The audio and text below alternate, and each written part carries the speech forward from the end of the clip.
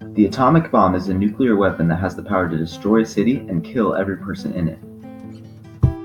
At 8:15 a.m. on the morning of August 6, 1945, a B-29 bomber released an atomic bomb called the Little Boy above the city of Hiroshima. The Hiroshima uranium-235 bomb had the explosive power of 20,000 tons of TNT. A few days later, on August 9, 1945, Nagasaki, a city to the south and west of Hiroshima, was hit by a bomb called the Fat Man. The bomb blast created winds and fire that destroyed two-thirds of the city of Hiroshima and killed 70,000 people.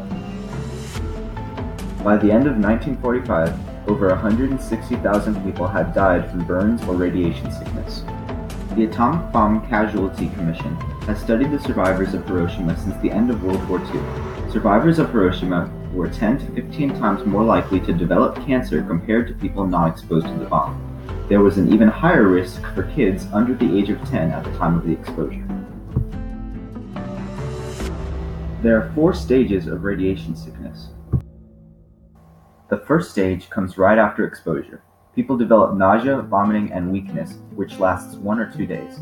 The second stage is a period of apparent recovery and lasts for 1 to 3 weeks. The third stage is characterized by fever, infection, vomiting, mouth sores, weight loss, hair loss, ulcers, and other awful symptoms.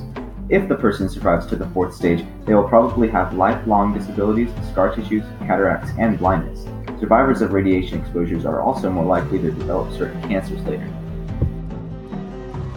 The bombings of these 2 cities happened right at the end of World War II and teach us big lessons about the horrors of war. War almost always results in random killing of civilian men, women, and children. Another lesson that we learn is that the atomic bomb is always followed by radioactive fallout. Radioactive fallout is when radioactive dust falls to Earth after a nuclear explosion. Radiation exposure causes radiation sickness and increased risk of cancer.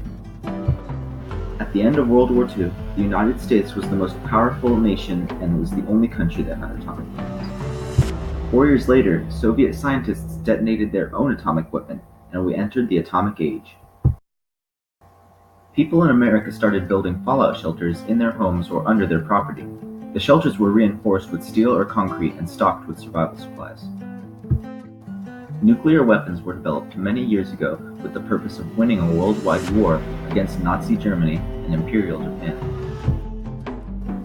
Nuclear weapons are so dangerous that some people think the world should get rid of them. What do you think?